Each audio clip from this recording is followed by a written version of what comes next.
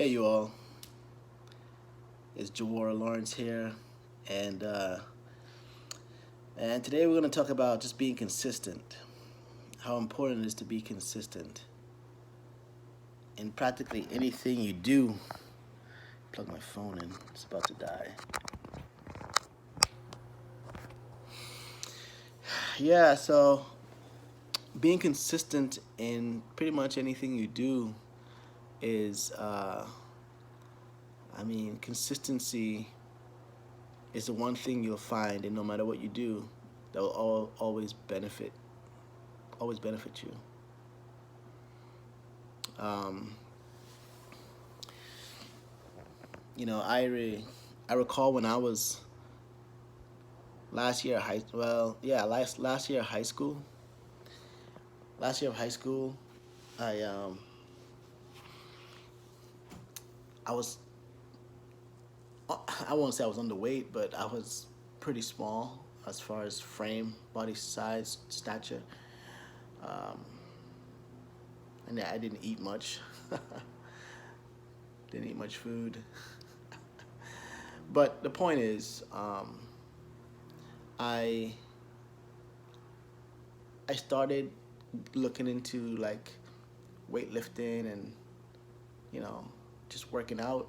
I remember I remember seeing the movie Conan the Barbarian, and I just remember being so like in awe of Arnold Schwarzenegger. I just remember being like captivated by how strong he was, and ever since then, I wanted to get into the gym. Now, I it took me a while to get into the gym, but when I finally did go to the gym, I realized it wasn't easy. Um, I realized how hard it was trying to lift those weights, man. And not knowing what you're doing, I didn't know what to do. I just got went in. When I finally got in, I went in there and I just started like just doing. I just started picking up weights, and I was doing all kind of crazy stuff. But the point is with the gym is that you got to get in there, man. You got to get in. You got to do something, right? You got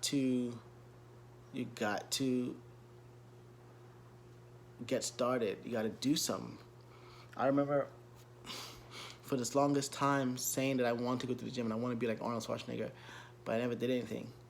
Um, and I finally got in, and I remember I got in. I actually started with my best friend, Victor, and Victor and we were the only guys. Yeah, guys, you have to understand. This was back in 1994, right? This was back in 1994. So it wasn't that you know it was quite a while ago, and I remember both Victor and I, back then bodybuilding or working out wasn't that popular, right? 1994, no one was really, especially the kids, like high schoolers weren't that big into bodybuilding in 1994, at least not where I'm from. So where I'm from the islands, um, born in Jamaica, but my parents moved to the Cayman Islands when I was a very young child. I want to say I was like 5 years old, 4 years old, and so back then in the Cayman Islands, working out wasn't a thing. Like no one really did it. Hardly any of the adults did it, much less the younger kiddos, like us in high school. But I got into it with my friend Vic, and we were one of the few like younger guys in the gym that were working out, man. Like there was really anyone else working out that were our age.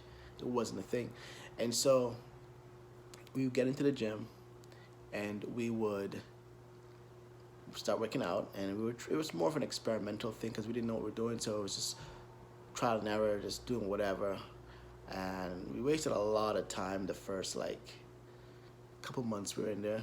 We didn't know what the heck we were doing, but we actually met. We actually met some guys in the gym who did work out and who did know what they were doing because they were like considered bodybuilders. So we talk to them and get pointers and try and ask them all kinds of questions. These guys were getting annoyed with us, man. We were annoying these guys because we did more talking than we did working out, and they wanted to work out because that's what they came to do. But we were just always talking, always asking questions, always getting in their space, man, and they were just shooing us away. Get out of here. But I remember I remember um, the first program, the first workout program that we did, and it was one of these guys, one of these bodybuilder guys. They were the ones who told us about it. He was like, "Hey, I'm gonna give you guys here, do this, right?" And so we did. And so we wrote it down. It's exercise routine, basically. So we started doing the exercise routine. Um, I think it was like, I think how we did it. I think how they did it was the guy. He explained it. He wanted us to do like to do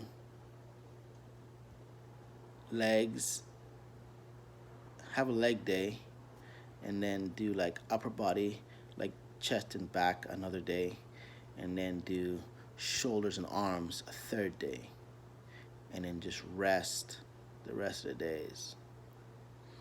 And so we did that, and we did that for, I don't know, man. We did that for like maybe 2 months, 3 months, and I mean, I guess we did make some gains. Well, we didn't make any gains, but we did feel it felt different because now we were actually doing something. We were actually hitting muscle groups. We were actually working out, getting a workout because now we had a workout. We had a routine, and so we would get done with our exercise routines and we'd feel the burn, right, which was great. Um, but we didn't really see that much of a difference as far as our bodies changing. We were both skinny, young high school kids at the time, seniors in high school at the time. But where the real difference came in, when we really saw a difference, was when we started using, we started eating. For one, we were told, okay, so number one, you need to eat, right? Eat. That's what everyone kept saying. Every guy, every person we run into the gym, we would say, hey, how can we look like you? How can we, you know, put on some size and get stronger? And everyone said it, man, you got to eat. Because, again, we were skinny kids, right? You got to eat more. You got to consume more calories. That was like the foundation of putting aside. And when you think about it, it makes sense, right? Because regardless, even if you're not even working out, if you want to put on weight or get bigger, whatever, all you gotta do is eat more, right? Just consume a lot more calories than you're taking in, and you'll be fine. I mean, that's the real, that's the bread and butter of gaining size, is to eat. You can work out all day long, have the proper technique, I mean, and just completely toast your muscle groups. If you're not eating to fuel your muscle cells or muscles, then it's kind of like a waste of time. So we started eating. We started eating, man. I remember, oh man, I remember eating. I remember waking up in the mornings, and this is in high school again, and making like 8 eggs. I would cook 8 eggs, 8 eggs, and I would eat 8 whole eggs by myself, one sitting in the mornings. I would have a big bowl of like oatmeal. This was breakfast. That's a lot of food. Big bowl of oatmeal, 8 eggs. Sometimes I'd throw in like some side, like some fruits or something on the side, like apples. No, not apples really, but like a banana, maybe some strawberries in there with the oatmeal. Um, yeah, man. So it, I did this. We did this for several months. Now that's when we started seeing some significant results. Well, we started seeing results because we were we were eating more. Um, I think I might have gained about 5 pounds from eating. Maybe maybe like 4 months, 3 months into it, I gained like 5 pounds. I know that doesn't seem like a lot, right? But you have to understand, um, though we were working out, we were simply just doing the basics, right? We were just going through the routine, going through the motion, and then we added, uh, we increased our calorie intake. Now, what we started to do after that was we started to go heavy. So now we had the technique down. Now we kind of knew what we were doing, as far as the different types of exercises and what exercise to do for what muscle groups, like how to work them. Then it was okay. Now we need to lift heavy, right? Now we need to get into like you know heavier weight, because the heavy weight is what's gonna really shock the muscle groups. And in shocking the muscle group, what you need to do is you need to put yourself you need to put the body under a lot of pressure, man. You know, you need to really like push hard. And by pushing hard, by lifting heavy, what end up happening is you're in a sense you're breaking down the muscle cells by tearing them. I know it sounds kind of like uh, not good, but in this sense, it actually is good, because you're every time you work out and you push hard, the muscles, it's as if they expand, right? So like they're like this and they expand, and then they expand so much that the fiber starts tearing, right? So they tear away, and by tearing away, they're expanding, and then they grow. When they tear like that, then they can grow more now, right? Um, and so that's what heavy lifting did. That's why you see a lot of power lifters. They might not be like very defined, right? They're not gonna win a Mr. Physique contest, because here's the thing. So what I've realized is that working out or bodybuilding, and it's the reason why they call it bodybuilding, because the truth is bodybuilding is more of a science, right? It's more of a science than anything else. So at bodybuilding, you are building muscle groups and toning and defining your body. You're sculpting it. You're building it. You're sculpting it. That's pretty much the best way to look at it. Bodybuilding is your sculpt. You're creating a sculpture, and when in creating a sculpture, that sculpture is is it is however it is whatever you want it to be. So you can make it however you want, because all it takes is for you to to shape it the way you want to shape it, right? You could add some here, you could take away some here, you know. It's all about how you want to shape it, and that's exactly what bodybuilding is. These guys, they they can fine tune. I listen to Arnold Schwarzenegger talk. in an interview he did years and years ago when he was, this is like back in the day when he was into bodybuilding. And I remember listening to interview, and basically, like, they were count they were pointing out some of his weaknesses, right? Like one of his weaknesses. I think one of his weaknesses was his calves. I think he had like his calves. I think his upper body was incredible, but then his legs weren't that great, right? So like his legs, his quads, and his calves weren't that great. And so they mentioned it, and they're like, yeah, so how will you compete against, I think one of the guys back in the day who was you know who's one of his top rivals was Sergio Oliva, this Cuban guy. Sergio was this Cuban guy who, in all fairness, back in the day, and there was a lot of there was a there was a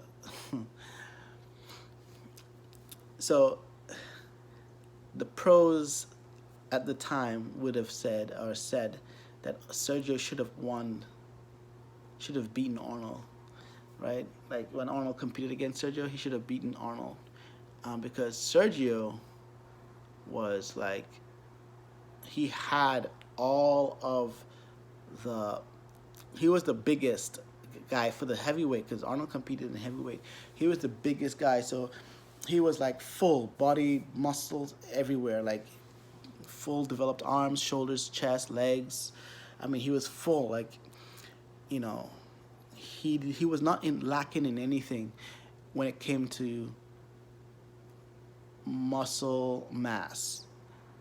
The thing is, Arnold had more definition, when it came to, you know, being under the cameras and on stage.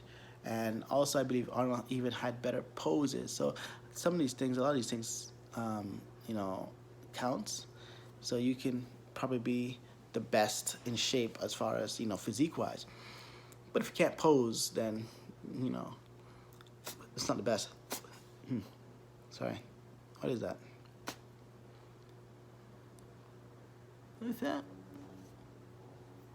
So anyway, sorry. So yeah, there is a lot of controversy over Arnold's win with Sergio, but nonetheless, Arnold won. There's, some people say there's politics involved because Arnold knew the promoters of the show, of the Arnold. I mean, you have bodybuilding shows after Arnold Schwarzenegger called the Arnold Classics, right? So some say it's politics. He had to win because his name is all over it, and he knew these people. Hey, it is what it is. But sorry guys. But yeah, so this is who could have and probably should have won back in the day.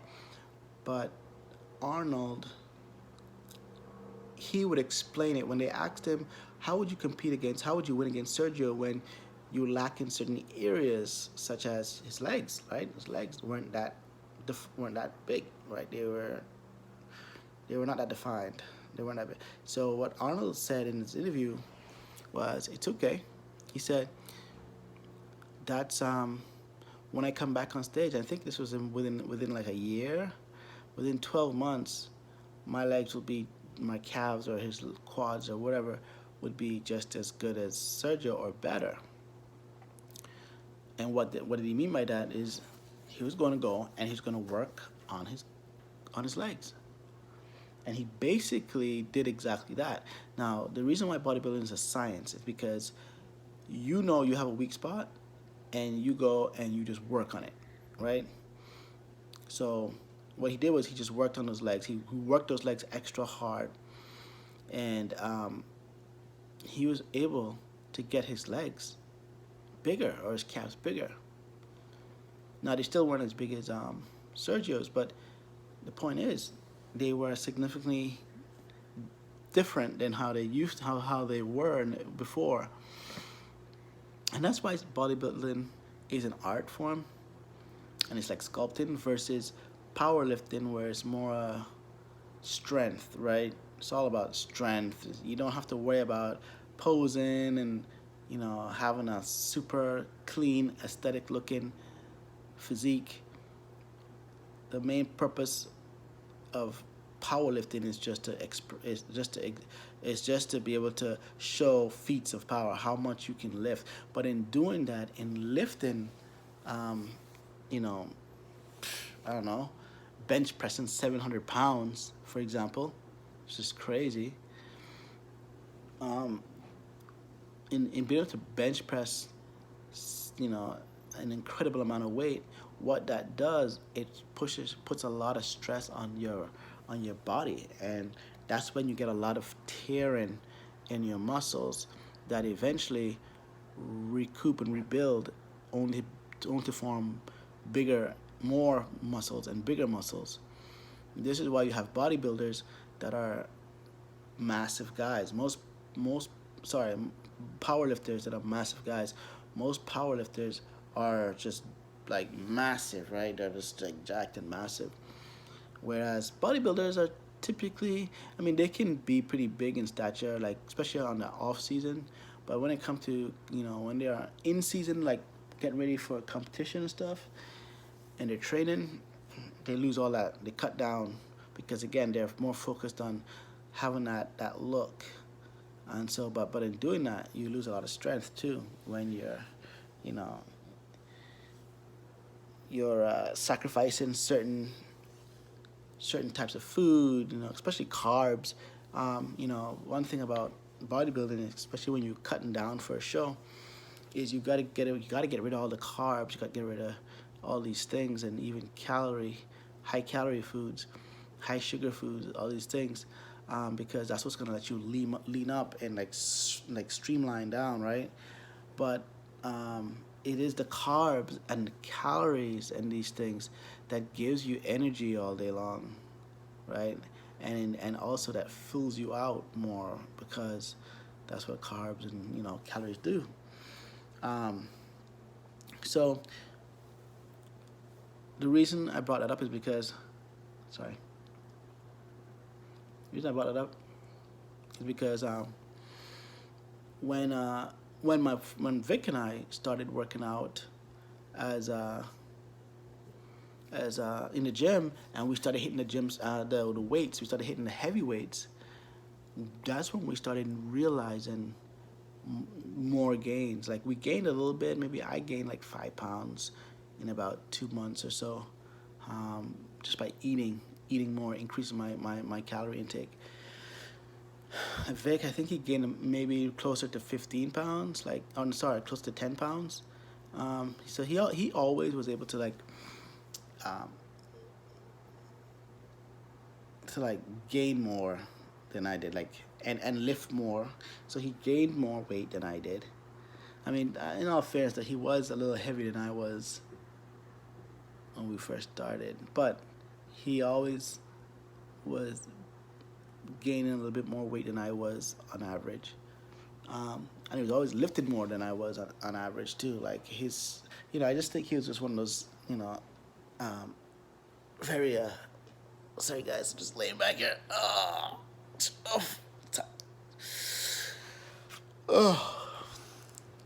This is a very relaxed talking point here that I'm making. It's nice to be able to do this in my own room, my bedroom, on my bed. In my bedroom is my wife's handbag. Got some stuff over there. Don't mind the mess. It's not. It's not that messy though. So anyway, so what was I saying? Yeah. So Vic was always just naturally bigger, stronger than I was. So even though so yes, when I was gaining, you know, getting size, getting weight in the gym, he was also gaining and staying ahead of me. So, um,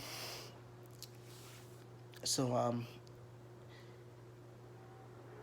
we started seeing the most gains once we started eating more, increasing our calorie intake, and also when we when we started lifting heavy. I was just thinking, keep feeling something on my tongue.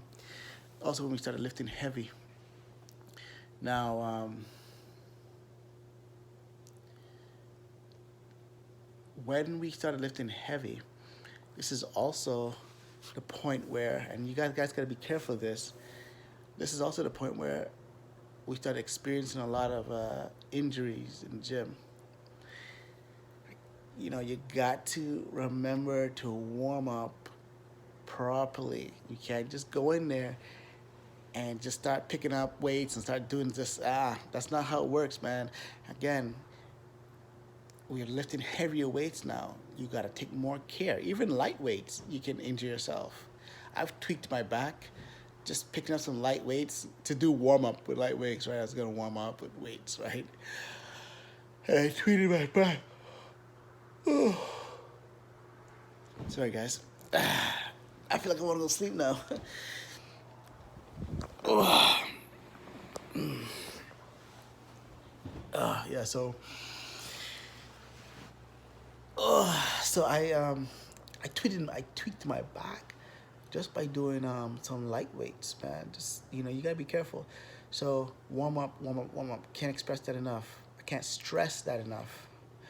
So um, so with the heavy weights, you want to warm up. With the heavy weights, you also want to make sure that you are um, wearing some kind of, especially if we're gonna do like anything to do with like lower back or legs or squats or anything like that, make sure you're wearing a back brace, right?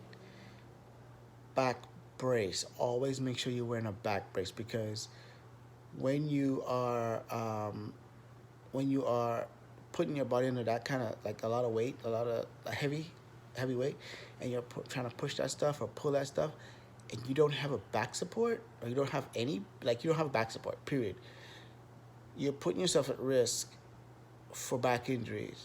All right, I've seen countless of men in the gym hurt themselves because they're not taking the precaution to take care of themselves and prevent injuries. You gotta do that. You gotta warm up.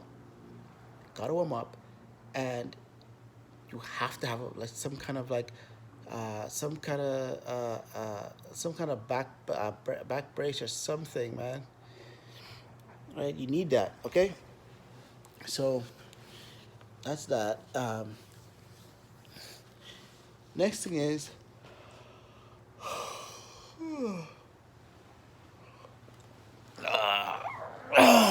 sorry guys. You know what? I had a rough night last night I got some sleep, but the night before that, oh my goodness, I didn't sleep a wink. I was up till like minutes to 4 in the morning, right? I I I, I couldn't sleep, and then I tried taking some melatonin, like around 2:30, 3 o'clock, because I realized that 2 o'clock hit, 2:30 hit, and I realized I'm minutes to three, something like that. And I realized, man, I'm not gonna be able to fall asleep. So I went and took some melatonin. My pops, my dad got some melatonin. So I went and got some of his, and I was finally able to fall asleep around 4 o'clock in the morning. And because I had to wake up at like 7, I had to wake up at 7. I wasn't able to like get that. I wasn't able to stay asleep and get some proper rest. So, and then I was up the whole day. And the one thing about me is I cannot sleep. I cannot sleep when the sun is up, right? So, it's so super super hard for me to sleep when the sun is up. So I just had to like just push through it and get through the rest of the day with very little sleep. And sleep is another thing that's very important, guys, when it comes to, training and working out. So, proper rest, sufficient rest, so you can, you know, get effective workouts and in turn get if effective results as well, I guess. You need to do that. And I struggle. I've been struggling with sleeping for a while, but I'm not young anymore. But I'm just here. This video is just here to give you guys, who are looking to get into the gym, because I see a lot of young guys in the gym. I see a lot of young guys in the gym, and they come in there and they don't know one thing. They don't know what they're doing from Adam, man.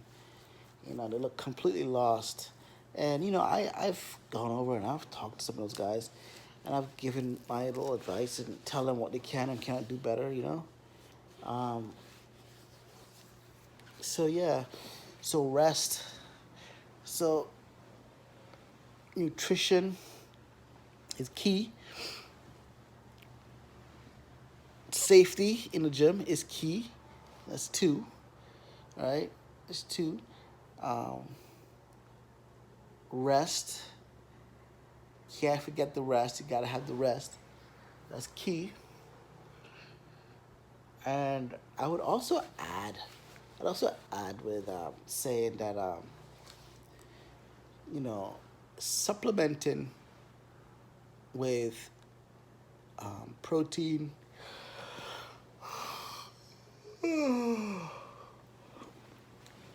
Supplementing with protein. I'm about to fall asleep here.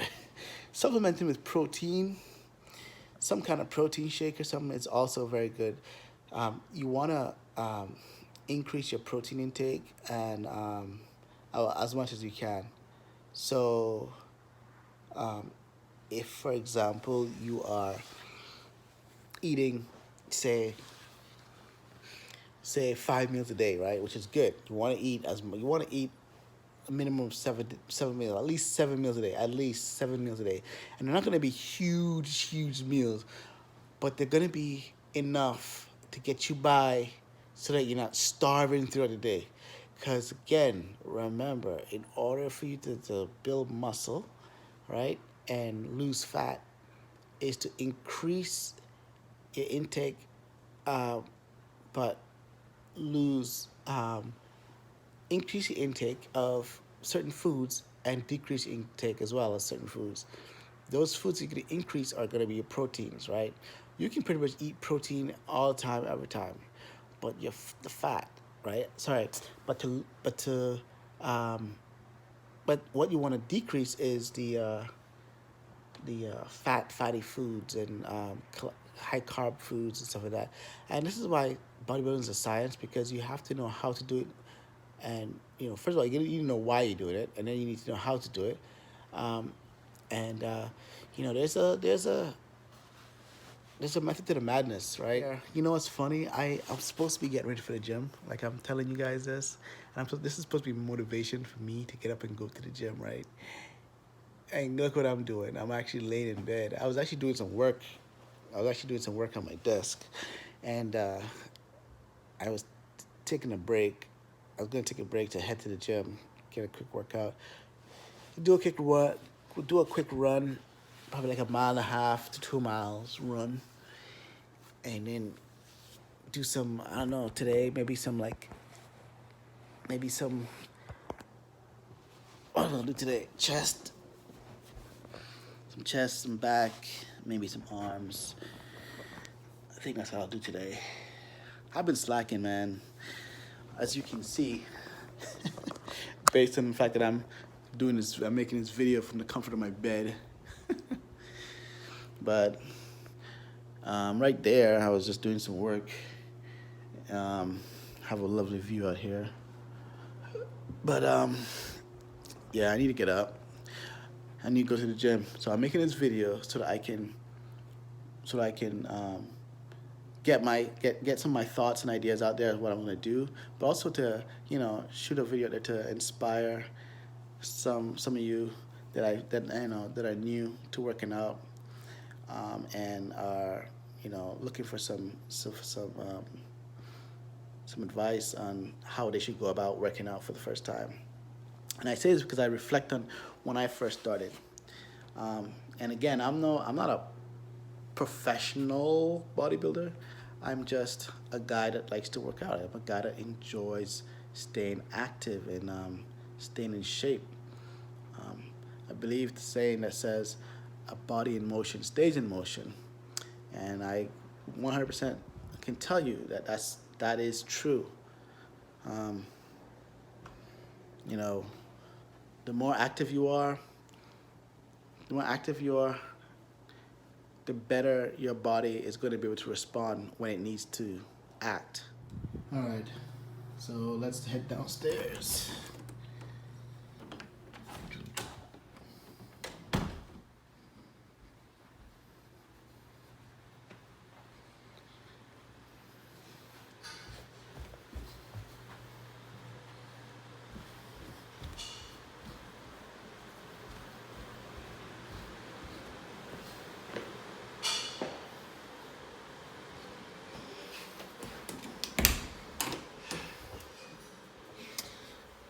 Where are my shoes?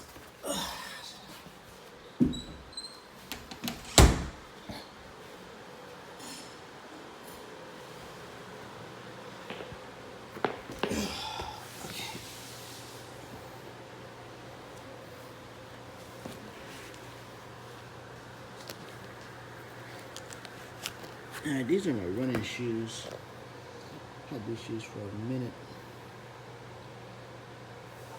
They're kind of old, but they work, especially when it comes to running. They are the most comfortable shoes I own. All right.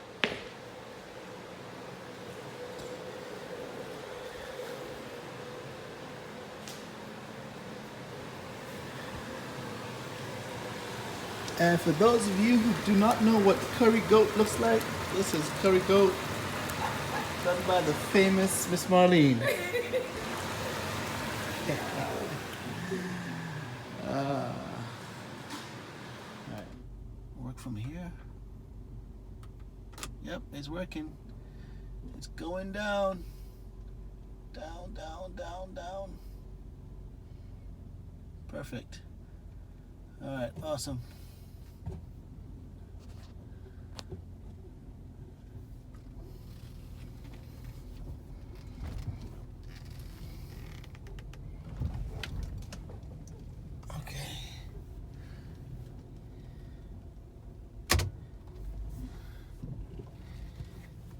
You know what? No, I'm not gonna do that. All right, so this is the beautiful city of Claremont, and I really enjoy living here in Claremont. Claremont is it's a pretty new city. Well, it's actually not really new, but this area is new. Claremont itself has been around for a while here in Florida, but it's only of lately, in the last 10 years, have started to become very developed, because a lot of people have been moving to Claremont in the last 10 years. Let me get my seatbelt on.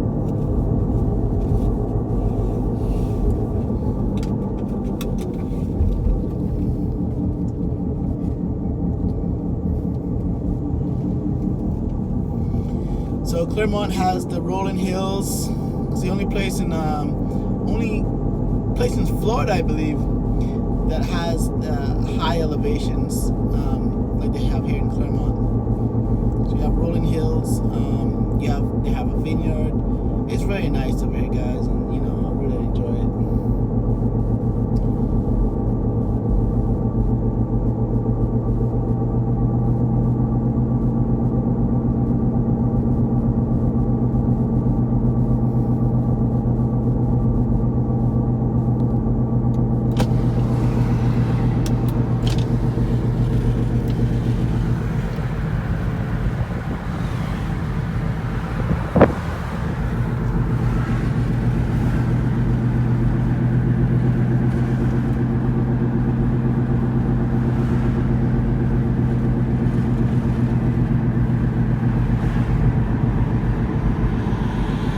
When I first came over here to Claremont,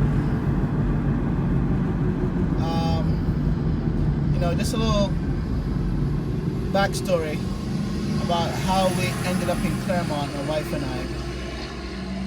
When we first came over here to go to Claremont, but before that, actually, I met my wife in 2003.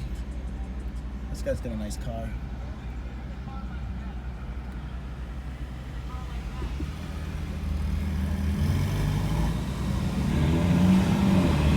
And when I first came over here, when I first met my wife, she was living here in Claremont, and I was living in Orlando. And I used to come over here on the weekends, drive over here to come see her. I remember telling her, when she's done with college, she got to move to Orlando, to the city where it's civilized. And she did. She moved to Orlando, and we lived in Orlando for several years. And then when we decided to settle down and have a kid and have children and buy a house, well, we couldn't think of a better place to settle down and have children than Claremont, and so that's how we ended up back here. That's how we ended up here in Claremont.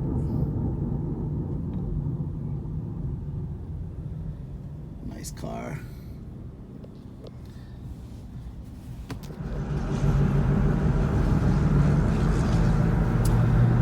Yeah, I just finished talking to that guy. He seems like a really cool guy. I'm happy for him, man. He's nice. I asked him how much that car was, and he told me it was $300,000. That's more than my house, man. But I'm happy for him, though. He seemed like a real nice guy. He seemed really cool. Well,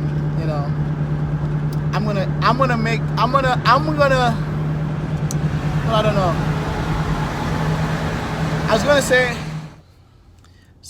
I was going to say that I was gonna buy a $300,000 car one of these days when I make that kind of money. And I do believe it's possible, because I believe it ain't, all it takes is to believe that you can do it.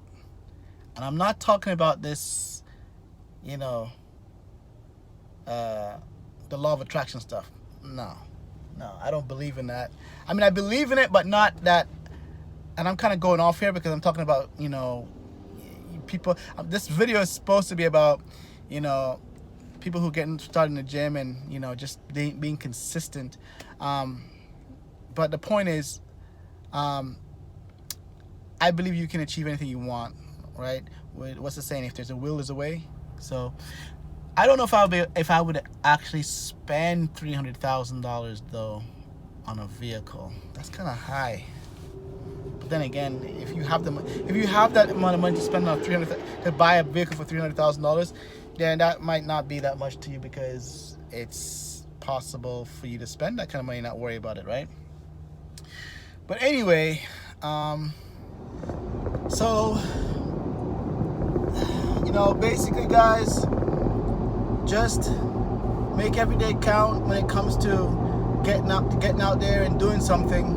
It doesn't matter what it is you're doing. Whether it's running, cycling, even a nice brisk walk, just get out and do something, man. You're doing yourself a favor. A healthy body is a lot better than a non-healthy body. I mean, everyone knows that. That's common sense.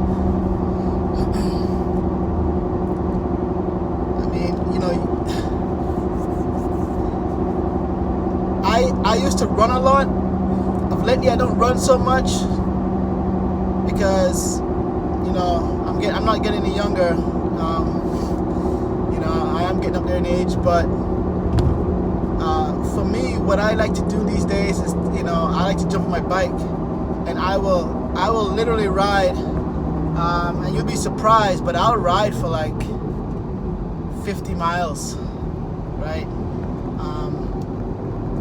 I ride on average. I'll like on a weekend, maybe on a Sunday or something, I'll jump on my bike. And I typically do this with a friend of mine.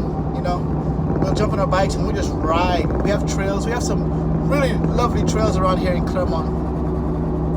And we would jump on our bikes and we'll just ride on a Sunday, and we'll cover 50 miles easily. We'll ride 50 miles easily. And you'd you'd be surprised how fast you can cover 50 miles on a bicycle. It's not as quick as a car, but you know, you cover it. You will cover it pretty quickly. And what's interesting also is that when you're with someone, you don't even realize the time that's going by because you're engaged in conversation. Which is why, you know, for me, it's a lot better than riding by myself. Because I do ride by myself. I ride by myself quite often. But I rather ride with someone else because it's just more entertaining. You know, you strike up great conversations with someone. You know, you guys laugh. It's just better when you have someone else there to ride with, or even walk with or run with. You know, when you do stuff together, you know, or with someone, it's always a lot better than by yourself. You know, so yeah, just do something, man, guys. Get out there and do something, right? This, you know, the age we're living in is the age of technology, and that's great and all. That's wonderful. I love technology. I mean, look, I'm using my phone to record a video. I remember when I was a lot younger, there was no phones. We didn't have phones to record videos. We had cameras that recorded videos. We didn't have phones that had not even a camera. Now we have phones with cameras and with the ability to make not just any video, but I mean with the picture quality that you know, these phones give us nowadays, these iPhones and Androids and any kind of phone, you know, like 720p's and even 1080p's quality. I mean, that's amazing. And I actually remember being at a birthday party. This was back in 2000. 2000?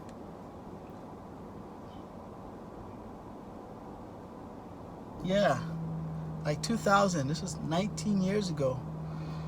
I remember being at a party, and we were at a bowling alley in Orlando, and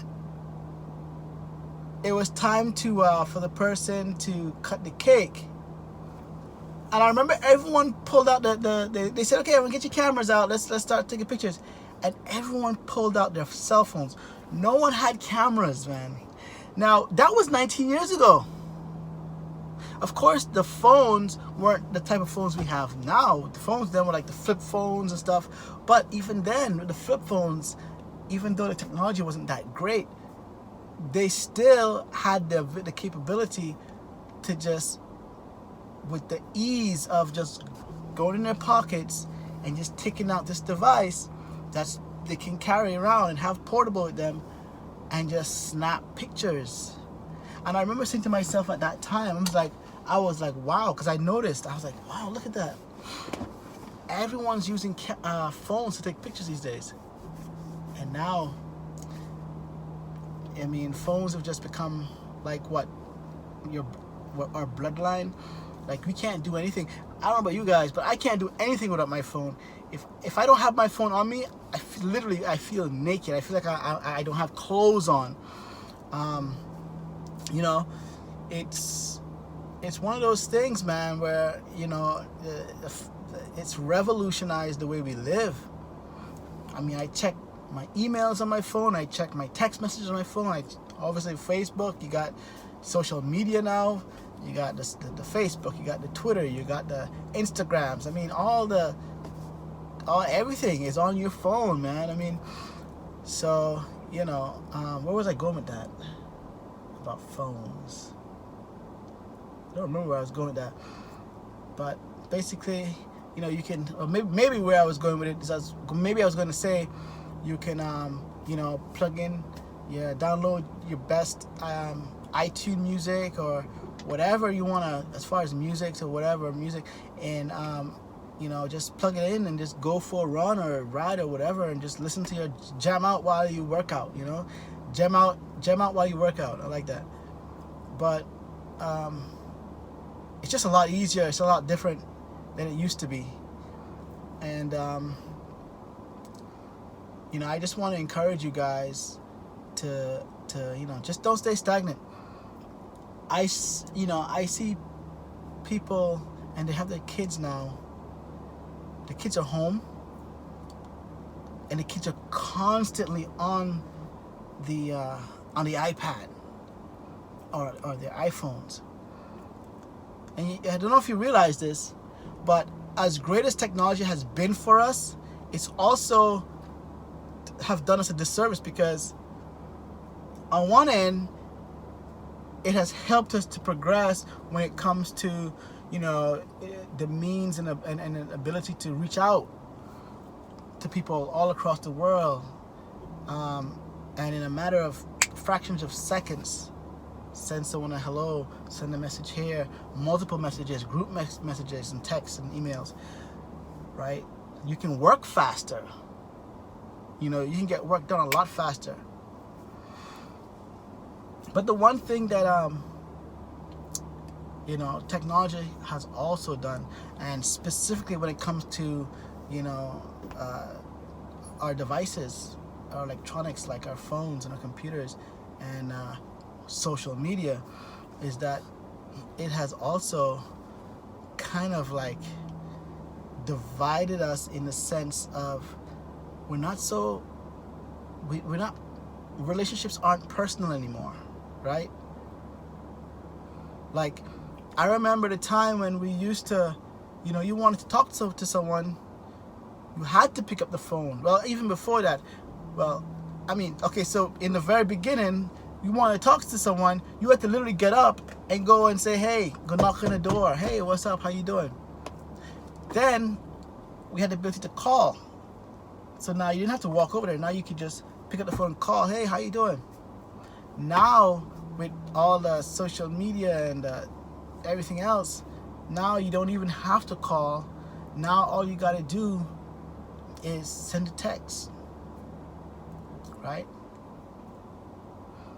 And that's, in my opinion, that's just been the means and the way that most people, especially the millennials nowadays, is how I see them operating, using technology. And nothing's wrong with it. I'm not saying nothing. I'm not saying anything's wrong with texting and social media. The means. I'm not saying anything's wrong with texting people. I am simply saying that, when I see like my nieces and my nephews, and they're constantly texting back and forth, right? For one thing, there's a level of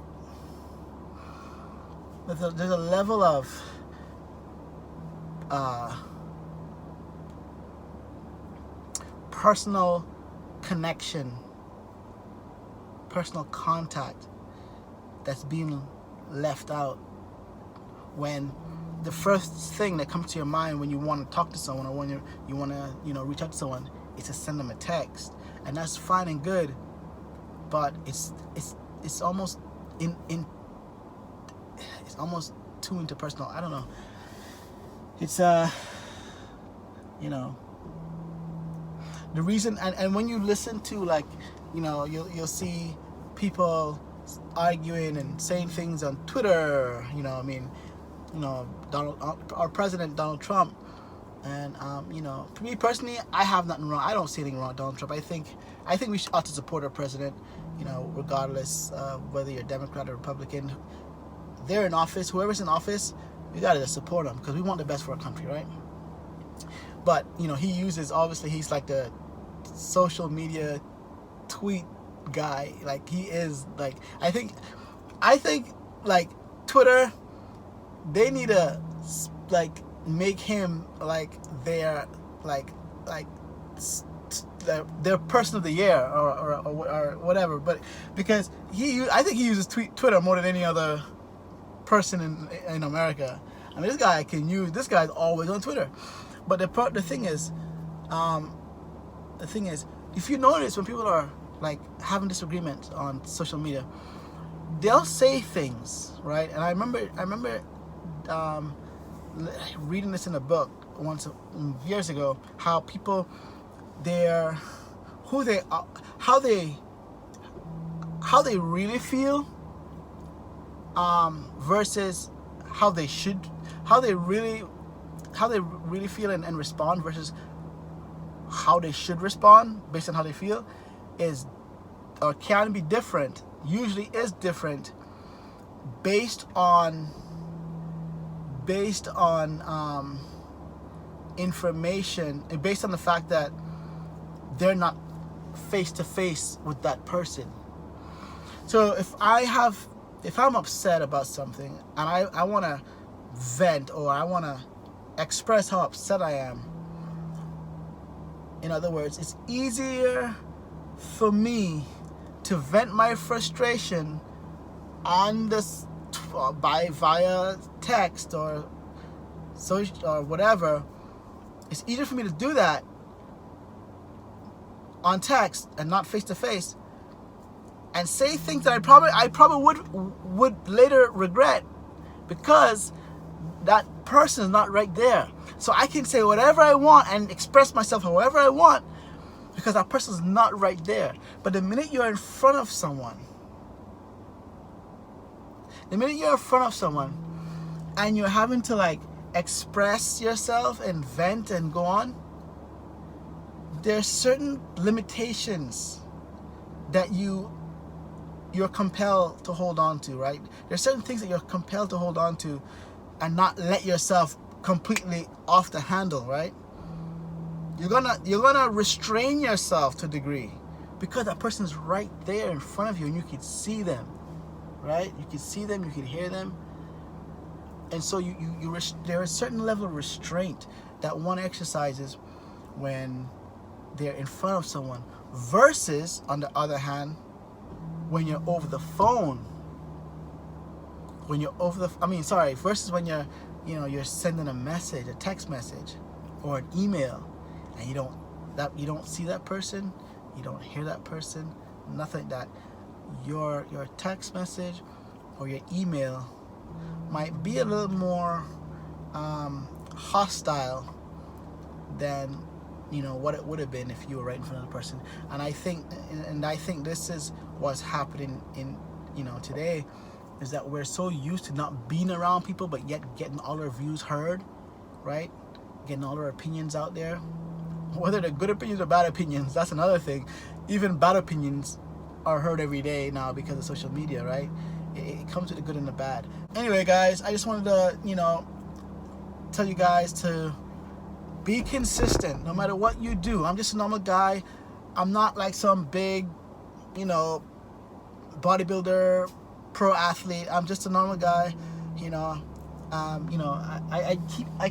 try to stay in shape. I try to keep myself in shape. But it's all about just being consistent. Consistency. No matter what you're doing, you stay consistent in it, you're gonna excel in it. That's all it is. And if you're trying to do well or succeed in being a better you, having a healthier lifestyle, then don't just say you're gonna do it.